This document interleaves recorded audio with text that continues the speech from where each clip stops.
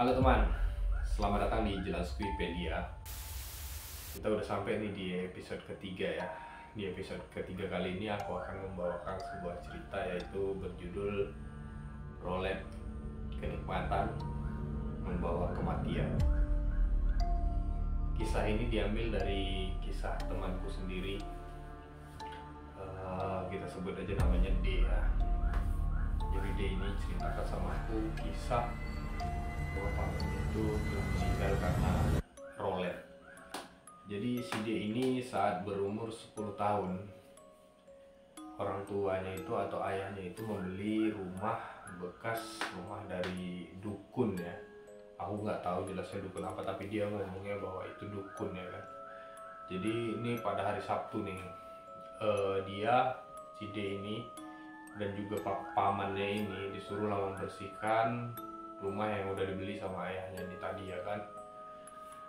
Karena dia masih berumur ya masih kecil lah ya kan, si paman ini udah cukup dewasa lah, jadi dia hanya membersihkan bagian-bagian ringan seperti buku dan juga alat-alat praktek perdukunan yang dikeluarkan lah semua dia kan. Dan si pamannya ini yang barangnya cukup berat lah seperti meja, kursi dan segala macam yang dikeluarkan lah, sampai rumah ini kosong dari ruang tamu sampai ke kamar-kamar dikeluarkan lah semua ya kan. Dan juga alat-alat praktek perdukunan ini dikeluarkan dan dibakar karena yang si penjual rumah ini atau anaknya lah bisa kita bilang ya kan, katanya alat-alat di rumah itu ya udah buang aja keluar terus dibakar aja. Gitu aja pesan dari si punya rumah ini, yang menjual rumah ini ya kan. Jadi inisiatif mereka ya itulah karena ayahnya juga menyuruh bahwa bakar aja semua, ya udah mereka bakar segala macam kain segala macam ya kan, ada seperti boneka dan apa itu, mereka juga nggak memikirkan itu ya kan, mereka bakar aja lah. Jadi udah bersih lah semua rumah nih ya kan, udah tak nampak lah lagi seperti rumah dukun ya kan, udah bersih segala macam. Jadi tidurlah orang nih ya kan, dibentangnya lah karpet atau tikar tuh, tidurlah karena capek kali, terus bermimpi lah. Jadi tahu nggak cuy, mimpinya ini mereka berdua itu sama gitu ya kan, bahwa ada satu ruangan yang belum dibersihkan, dan di dalam kamar itu ada yang berbisik minta tolong dibersihin. Jika nanti udah bersih aku akan mengasih sesuatu sama kalian. Tiba-tiba tersentak lah, terbangun si D ini ya tadi kan. Pamannya juga terbangun tersentak juga. Pandang-pandangan lah orang dia kan. Tak lama itu si D ini ngomong, "Man, ada katanya satu ruangan yang belum dibersihkan. Dan katanya kalau udah dibersihin, nanti dia bakal mengasih suatu benda," kata si D. Bingung juga si paman kan sambil berpikir kan, kok sama mimpi aku ya kan. Jadi dibilangin lah sama si D nih, sama deh aku juga gitu, mimpi aku juga sama, aku katanya mau dikasih suatu benda. Jadi bergegas lah orang nih ya kan, nyari satu ruangan nih tadi, dicari keliling segala macam kamar, diperiksa ya kan, pintu-pintu semua dicek semuanya udah bersih, nggak ada satu ruangan pun yang belum dibersihin ya kan cuy. Jadi udah capek orang nih, pulanglah orang nih, karena udah sore juga waktu itu ya kan, jadi pulang lah. Udah pulang aja lah kita deh kata si paman nih, besok aja kita cari lagi atau kita tanya ayahmu katanya. Sampai di rumah udah bersih, udah lepas maghrib lah ya kan, kumpul keluarga untuk makan malam. Terus si paman ini nanya, tanyalah sama ayah si D ini tadi, "Bang, di situ katanya ada satu ruangan yang belum dibersihin." Pokoknya bapak si D ini main beli air rumah nih karena murah ya kan. Tapi si D ini nyeletus, dia cerita bahwa orang dua ini bermimpi ada satu ruangan yang belum dibuka dan dibersihkan. Kalau nanti dibersihkan akan dikasih hadiah. Jadi ketawa lah ya si D nih kan. Mana mungkin, karena ya si D ini juga orangnya tidak percaya mitos dan juga percaya hal-hal mistis nih coy. Makanya dia mau aja beli rumah dukun tuh ya kan, berani-berani aja dia beli rumah dukun tuh. Kalian cari lah itu, mana ada tuh, katanya kalian mimpi itu karena kalian capek, katanya kan kalian tuh parno karena rumah tuh bekas segala macam dukun lah apalah katanya ayahnya nih ya kan. Jadi setelah selesai makan, si D ke kamar, tapi si paman ini masih penasaran rupanya. Keluarlah dia mencari anak yang menjual rumah tadi. Anak si dukun inilah ya kan, di tangga ya kan. Bukan di tangga, memang anak si dukun ini. Jadi ditanyain lah sama anak si dukun nih, aku sudah 3 kamar aku bersihkan ya kan, tapi katanya ada satu ruangan lagi yang belum bersihkan. Lah kok tahu dari mana? Katanya aku mimpi, kata si paman ini sama si anak dukun nih, aku mimpi bahwa ada satu ruangan lagi. Berpikirlah anak si D nih kan, ada satu ruangan bawah tanah kata dia, dan itu kami taruh untuk pergudangan segala macam, kata si anak dukun ini tadi. Jadi bergegaslah orang nih ke situ ya kan, tunjukkanlah aku dulu, kata si paman ini. Bergegaslah orang tuh ke rumah yang udah dijual tadi kan, yang udah dibeli sama si ayah si D nih. Sampai di rumah itu ditunjukkanlah, disinilah tempatnya. Kayak rupanya orang tuh udah ditutup pakai karpet tadi. Makanya tidak nampak nih kamar, ada rupanya ruangan bawah tanah nih tadi nih. Jadi ditunjukkan lah, inilah ruangan tuh katanya. Kita masuk, kita malam nih katanya kan. Karena si paman ini juga agak parno dan agak takutan lah orangnya ya kan. Udahlah besok aja lah aku bersihin sama si D ya kan katanya. Oke, singkat ceritanya, pulanglah orang nih. Pergilah orang nih ke rumah si dukun tadi, masih pagi-pagi nih posisinya nih. Sampailah di suatu ruangan itu kan. Di sini rupanya deh, kata si paman tuh. Oh ini, macam mana lah kita tak bisa nampak ruangan ini, kita kan tidur di atasnya katanya. Itulah dibuka orangnya lah ruangan tadi, terus dibersihin nih segala macam di dalam tuh. Rupanya tidak terlalu kotor dan juga tidak terlalu bersih, tapi seperti ada orang yang disitulah gitu kan, yang sering membersihkan atau lalu lalang ya kan, karena tidak terlalu berdebu dan segala macam. Dikeluarkanlah semua yang ada di dalam tuh, terus kayak rak-rak itu dibukain sama si paman ini ya kan, tapi tidak ada satupun benda yang mencurigakan, berharga ataupun yang bisa untuk dipakai seperti kayak keris atau permata atau batu cincin segala macam. Itu tak ada di dalam tuh coy. Hanya seperti buku-buku dan juga kayak bekas-bekas peralatan sekolah lah, bekas peralatan anak sekolah anak si dukun nih mungkin kan, untuk disimpan di situ. Seperti juga kayak mainan-mainan masa kecil segala macam ya kan. Tapi si D ini tertarik sama satu benda yang disangkanya itu mainan, yaitu rolet. Tunjukkanlah sama paman ya kan, man apa nih katanya. Wah ini rolet ya kan, paman ini tahu lah ya kan. D ini cuma tertarik sama itu, tapi si paman ini nggak tertarik. Ya udahlah, bersihkan aja lah segala macam. Udah capek orang ini kan, sampai di sore hari mencari suatu benda itu tak dapat ya kan. Karena si D ini tertarik sama rolet tadi, dibawalah pulang rolet ini tadi kan. Dibawanya pulang sampai ke rumah, dia lihat lah, rolet ini kok gambarnya kayak aneh, dibersihin ya kan. Di dalam tuh ada gambar segala macam hantu, dan ada satu perempuan itu terlihat cantik lah dan anggun ya kan, seperti putri-putri raja zaman dulu nih. Jadi udah dibersihin, dia mau coba dimainin. Bukan mau coba sih, karena terlihat penasaran ya kan, apalagi anak-anak yang umur-umur segitu tuh lagi penasarannya. Diputar lah rolet tadi kan. Setelah diputar, jadi jarum jamnya itu, jarum roletnya itu kena lah di salah satu perempuan. Tiba-tiba gambar tuh hilang ya kan, gambar yang semua di dalam tuh, yang ada gambar hantu dan juga gambar perempuan tuh hilang, jadi kosong, hanya hitam dan putih aja jadinya. Jadi setelah itu si D ini merasa mungkin aku ngantuk nih, nampak ada gambar-gambar segala macam. Tidurlah dia. Jadi setelah tidur ini coy, dia bermimpi. Di dalam mimpi itu dia memang jumpa satu perempuan yang cantik kali, seperti putri, seperti pakaiannya seperti putri zaman dulu lah ya kan, atau seperti selir-selir raja zaman dulu, terus cantik, wangi katanya kan. Jadi di dalam mimpi itu si D ini diajak seperti melakukan persetubuhan lah ya kan, hubungan intim lah bisa kita bilang ya kan. Jadi setelah melakukan itu dia terbangunlah di pagi harinya. Dia mau sekolah, dia tidak menghiraukan itu. Yang dia pikirkan tuh, dia pernah dengar cerita bahwa ketika kita laki-laki setelah mau dewasa itu bakalan mimpi basah. Jadi disangkanya itu hal yang seperti biasa aja lah. Dia berangkat sekolah ya kan, seperti biasa, terus pulang.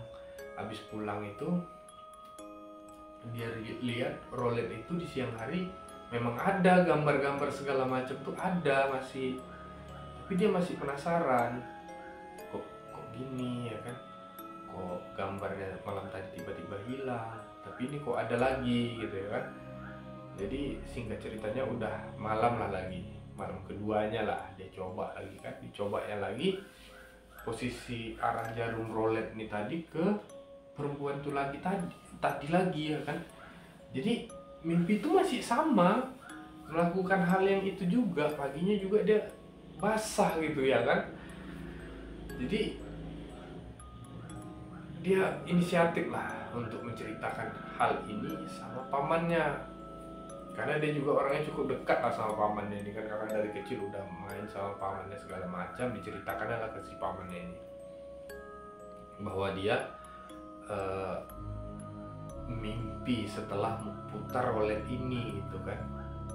Setelah itu si paman ini antara penasaran dan juga tidak percaya nih cuy. Kalau nggak percaya paman, kata si D ini, ya udah tes hari ini. Jadi si paman ini tidak menghiraukan lah, pergilah sekolah. Si D ini setelah si D ini sekolah, paman ini diam-diam ngambil rupanya si rolet nih kan. Penasaran si paman nih, diputar si paman nih lah. Putaran pertama itu memang ketemu jarum roletnya itu di perempuan cantik itu cuy. Jadi dia coba lah untuk tidur, karena masih siang hari nih ya kan. Tidur ya. Setelah tidur dia tidak mimpi apa-apa, dia tidak merasakan hal itu ya kan, karena di siang hari. Rolet ini rupanya tidak bekerja di siang hari coy. Jadi setelah dia terbangun, wah, jadi dia berpikir bahwa si D ini bohong nih, si D ini ngeprank. Diputar lah terus rolet nih sampai muak lah dia mutar rolet nih ya kan. Setelah itu singkat ceritanya si D ini udah pulang lah. Jadi si paman ini marah lah bahwa kau bohong, bahwa setelah mutar rolet ini kita akan mimpi. Aku pakai itu nggak ada mimpi, kata si paman ini. Merenung juga ya kan si D ini, katanya nggak percaya, tapi ini kau percaya deh ya kan. Kalau nggak percaya ya udahlah, cobalah tes, paman bawa lagi, kata si D ini ya kan. Jadi dibawa si paman ini lah ke kamar, tapi nggak dicoba sama si paman ini. Si paman ini keluarlah, nongkrong lah biasa ya kan, anak-anak muda nongkrong segala macam. Pulang dalam keadaan mabuk lah ya kan, tidur, pulang, masuk kamar dia tidur. Jadi setelah tidur ini, karena ini cewek yang pertama tadi dia putar rolet di siang hari ya kan, dia ketemu sama cewek tuh, ketemu, dan dia melakukan hal yang sama dilakukan ke si D tadi. Karena dia masih dalam keadaan ya mabuk lah, tipsi dan goyang kepalanya, dia menganggap mungkin aku kepikiran cerita si D, aku tidak percaya. Jadi tidurlah dia lagi ya kan. Setelah tidur itu coy, dia teriak-teriak segala macam coy, teriak-teriak dia di dalam kamar, kata si D ya kan. seperti ketemu setan ataupun iblis nih. Dia sambil ngigau tuh bilang, jangan bawa saya, jangan bawa saya. Sampailah orang di dalam rumah itu sampai ke kamar si paman ini, bukalah pintu ya kan, dibangunkanlah si paman ini. Kenapa? Bangunlah si paman ya kan. Terus si paman ini karena mulutnya bau alkohol tadi, jadi orang di rumah tuh nganggapnya dia masih mabuk posisinya, ya kan, udahlah bubar lah semua ya kan. Jadi tiba-tiba si D ini udah mau tidur, sama si D lah, dia mau numpang tidur lah di situ katanya kan. Jadi mau numpang tidur di situ lah. Oke lah, dikasih lah sama si D nih ya kan, karena juga si D ini tidur sendirian ya kan. Jadi paman tidur berisik kali coy. Jadi suara giginya yang selalu digigit, suara ngorok ya kan, suara agak-agak teriak, terus bangun. Jadi tak tenang lah si D ini posisi tidur ya. Jadi paginya itu ditanya lah sama si D nih ke si pamannya, kenapa man? Aku kan kayaknya betul tuh rolet katanya. Aku juga ketemu cewek yang kau ceritakan tuh katanya. Jadi tapi abis itu aku putar-putar terus juga siang tuh, aku kena jarumnya itu ke arah hantu-hantu itu, dan aku ketemu sama hantu-hantu itu segala macam, semuanya aku ketemu katanya. Lah itulah paman aku ceritakan, paman gak percaya. Jadi besoknya lagi si paman ini nyoba coy. Dicobanya rolet ini, rupanya setiap satu putaran itu ketemu sama si perempuan coy. Satu putaran ketemu si perempuan. Malam besoknya dia coba lagi 2 putaran ketemu hantu. Wih betul. Jadi makin kenaan nih. Jadi si D ini sampai tak dapat lah memainkan rolet itu juga. Si D ini juga kan masih bocah lah, nggak tahu hal-hal ya kayak gitu tuh kan, masih baru-baru dan tabu lah mungkin ya kan. Tapi si D ini selalu ngintip pamannya. Ritual sebelum tidur pamannya ini selalu memainkan rolet ini coy. Dan paman ini juga udah tahu triknya, bahwa hanya sekali putaran untuk tidur. Dan bertemu si perempuan ini sampai di suatu malam Jumat, katanya Jumat Kliwon lah ya kan, kata si D ini. Jadi dia mendengar di kamar pamannya itu ada seorang perempuan. Dan juga paman ini katanya diajak oleh perempuan itu, dan si paman mau dan berjanji untuk ikut asalkan si cewek ini selalu bersamanya. Singkat cerita, karena ini masih hari Jumat, ayahnya ini rupanya belum pulang untuk mengantar si D ke sekolah paginya nih. Karena belum pulang, si D-nya ini minta antar lah untuk pergi sekolah sama pamannya ini. Diketok-ketok pintu kamar pamannya ini, tidak ada jawaban sama sekali di dalam. Penasaran si D ini, sampai cari ya, ibunya si D ini ya kan, mana pamannya, udahlah panggil aja lah terus, pamanmu tuh mungkin mabuk tadi malam tuh, kata si mama si D ini ya kan. Sampai di kamar itu inisiatif untuk dobrak aja karena kamarnya terkunci posisinya nih. Jadi disepak lah sama si D ini kan, paman ini tak bangun-bangun karena dia juga panik. Tapi panik dia tidak mau menceritakan hal yang dilakukan paman ini untuk setiap tidur nih coy. Dia takut bahwa benar pamannya ini dibawa oleh si perempuan ini coy. Jadi setelah didobrak ini tadi, si paman ini rupanya meninggal dalam keadaan air sucinya ini kemana-mana cuy. Jadi telanjang bugil dan telentang seperti ini ya kan. Tapi udah habis nih, berceceran segala macam cairan putih ini tadi ya kan. Teriaklah si D manggil segala macam keluarga, sampai heboh lah ya kan, satu kampung diceritakan segala macam. Dia ini tidur seperti ini, sampai si D ini ditanyain bahwa si D ini ngomong bahwa ada satu perempuan, ada suara perempuan. Tapi pihak keluarga ini nggak percaya karena si paman ini kan juga orangnya belum pernah lah membawa satu orang perempuan pun ke rumah itu gitu ya kan. Jadi singkat ceritanya ini, si paman ini udah dikebumikan lah katanya kan, memang ternyata meninggal dunia si paman ini.